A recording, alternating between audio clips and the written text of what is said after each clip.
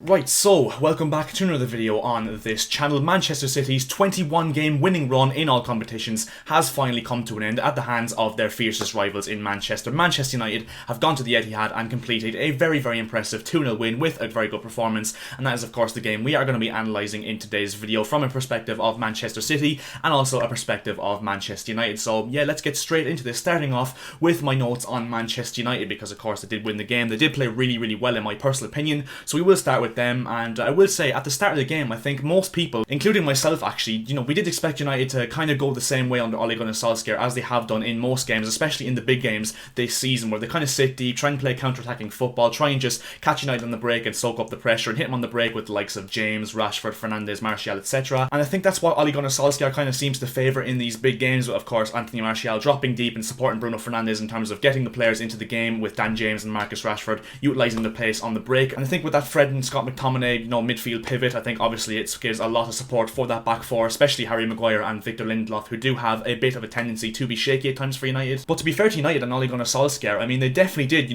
blow City out of the water in the first 5-10 minutes, not less so than, of course, getting the penalty inside 2 minutes. They sped out the blocks for the first 5-10 minutes. They really gave it a go and just kind of tried to give City a bit of a shock factor and said, you know what, we're not going to let you assert your dominance on this game. And yeah, I just thought overall that United were really good. I mean, some of the passing, some of the link-up play was very good. They played with confidence for most of the game. United, they definitely did not play it, sit for a 0-0 draw like it seems they have done in recent weeks. And it does look a little bit like Ole Gunnar Solskjaer has been kind of looking into the criticism of himself and his Manchester United team in recent weeks, especially with the big 6 games, because as we all know, he's been getting a lot of criticism recently for all those big games where it does end 0-0 or 1-0, those kind of things. So it does look like he kind of listened to that and went, you know what, we'll give it a go on this one then, see how you like it. And he definitely did do that in the first 5-10 minutes, and of course they did get the penalty, a stonewall penalty in my personal opinion. I mean, I know a lot of, words are flung about like about United getting soft penalties and all that sort of stuff, and even though I do tend to agree with that to a certain extent, I think this one you have no arguments whatsoever. A really clumsy challenge from Gabriel Jesus. The City defenders around Gabriel Jesus in this situation have Martial completely covered, so there's literally no need to make that content from Gabriel Jesus' perspective. I don't know why he's done it.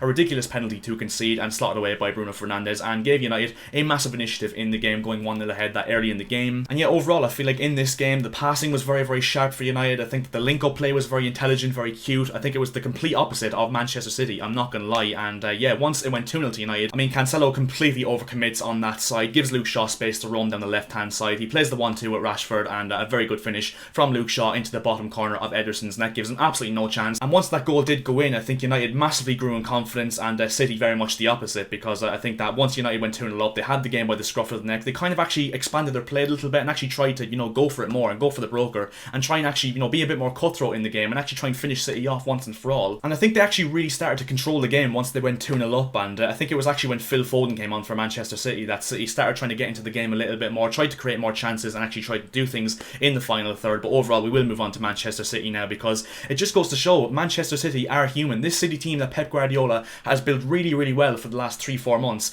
they are beatable. They are very much beatable. They are very much human. But obviously I'm not going to go in too harsh on Manchester City, because to go 21 games on a winning run in itself is just absolutely massive, and it's really impressive how they've done that in the first place. So yeah, fair play to Manchester City, and of course this record was never going to last forever. But it just goes to show City do have a really poor record against Manchester United at the Etihad in the Manchester derby, and United very much do have their number, and they do very much know how to beat them, especially at the Etihad. But overall I feel like City, they definitely were themselves today. They looked flat, they lacked conviction, they lacked execution in the final third. I think Kevin De Bruyne was really poor, just completely disappeared in the game overall, and Raheem Sterling the same. I think Riyad Mahrez was probably their only main threat, and even he didn't do much in the game if I'm honest. It just didn't look sharp whatsoever, City. As I said, I think the passing was just massively off. I think Phil Foden's introduction did give City a little bit of a boost. They started trying to create when he came on, and they just couldn't quite get there in the end. But overall I feel like City were really poor. But in the end of the day, they're obviously going to win the league, so does this really affect them? Not really, but obviously they will be disappointed for sure. But yeah, they still are going to win the Premier League, and hence why I'm not going too harsh on Manchester City whatsoever. But yeah, back to United. I think a really good team performance from Manchester United. I thought Bruno Fernandes, contrary to a lot of what people think about him, I think even though he got the penalty, which a lot of United fans will go on and go, oh, he doesn't perform in big games, but he scored 2 goals.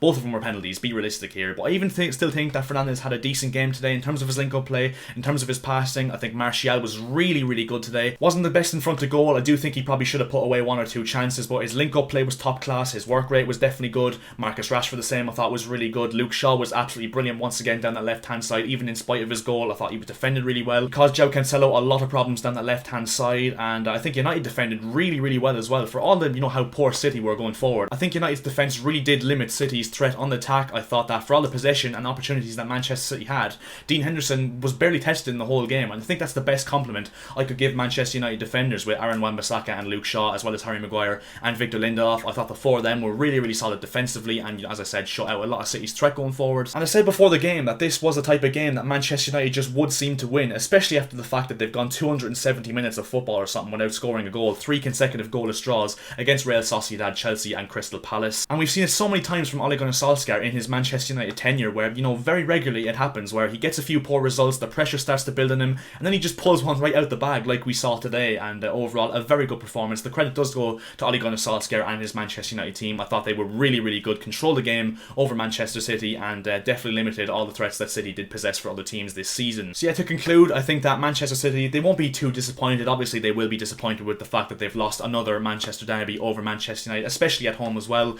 But to be honest, I don't think they'll be that upset in a month or two time when they're lifting the Premier League title inevitably. And Manchester United, not really much to play for them now in the Premier League, if I'm honest. I said this a few weeks back. I think they will get top 4. I think they're pretty much certainties now to qualify for the Champions League, and obviously they won't go in the Premier League now, so they're just slowly tipping away, trying to pick up points where they can and just solidify themselves as a top 4 club for next season. But overall, a very impressive performance from them. United fans can sleep very happy tonight knowing they've got a win at the Etihad once again in a very good performance. And yeah, I think that's all I have to say on this matter, on this fixture. So yeah, I think that's where we're going to leave this video now. So if you did enjoy this video, make sure to drop a like, because 20 likes as per usual would be massively appreciated on this video. And also, if you could subscribe to the channel if you are new, that would be massively appreciated, because we are looking to hit 1,500 subscribers on this channel as soon as we possibly can. We're so close now, so if you were to hit that subscribe button right now, it would cost you absolutely nothing and would make my day, so it is very much a win-win situation. I'll see you guys in my next video. See ya.